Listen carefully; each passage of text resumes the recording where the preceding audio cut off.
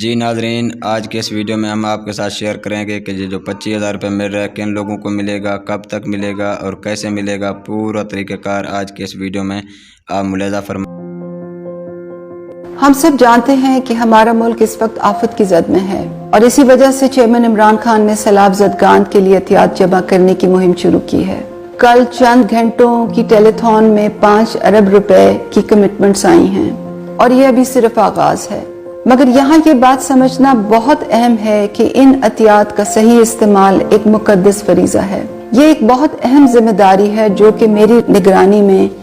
ایک کمیٹی کو سونپی گئی ہے۔ میں اس ذمہ داری کو ایک مقدس فریضہ سمجھتے ہوئے نبھانا چاہتی ہوں اور اسی لیے میں کام کے آغاز سے ہی یہ وضع کرنا چاہتی ہوں کہ یہ کمیٹی کچھ اصولوں کے تحت کام کرے گی جس میں شفافیت، غیر جانبداری، جواب دہی اور اصولوں کی بنیاد پر فیصلہ سازی سب سے اہم ہے۔ ایک اور اصول یہ ہوگا کہ اوور ہیڈ کاسٹس کم سے کم ہوں اور جتنا فنڈ آئے وہ سارا کا سارا لوگوں کے ہاتھوں میں جائے، نہ کہ اوور ہیڈ کاسٹس میں۔ کمیٹی کا یہ بھی اصول کل کی ٹیلی تھون کے دوران وضع کر دیا گیا ہے کہ جو بھی رقم 2 صوبوں کے اکاؤنٹس میں جمع ہوگی وہ بلا تفریق پورے پاکستان کے سیلاب زدگان کے لیے ریلیف کی مد میں استعمال ہوگی، اور یہ کام ہم وفاقی اور صوبائی حکومتوں کی کوآرڈینیشن کے ساتھ کریں گے تاکہ کوئی ڈپلیکیشن نہ ہو۔ ہم ڈیجیٹائزیشن کا بھرپور استعمال کریں گے اور تمام ترسیل میرٹ پہ ہوگی جس میں سیاسی مداخلت، اقربا پروری کا کوئی عنصر نہیں ہوگا۔ یہ وہی اصول ہیں جو ہم نے کووڈ-19 کے دوران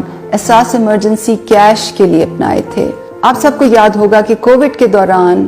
جب روزگار اور معیشت کا پہیہ بند ہو گیا تھا تو ہم نے ایک منظم، شفاف اور غیر جانبدارانہ اینڈ ٹو اینڈ ڈیجیٹل نظام کے تحت پاکستان کی آدھی آبادی کے ہاتھ میں 12,000 روپے پہنچائے تھے۔ انہی اصولوں کے تحت یہ کمیٹی بھی کام کرے گی۔ آخر میں یہ کہنا چاہتی ہوں کہ اتنی بڑی تعداد میں احتیاط کا جمع ہونا چیئرمین عمران خان کی دیانتداری اور خلوص نیت کا ثبوت ہے، اور ہماری پوری کوشش ہوگی کہ شفافیت کو یقینی بناتے ہوئے پہلے سے بھی زیادہ مؤثر طریقے سے لوگوں کے ہاتھ میں امداد پہنچائی جائے۔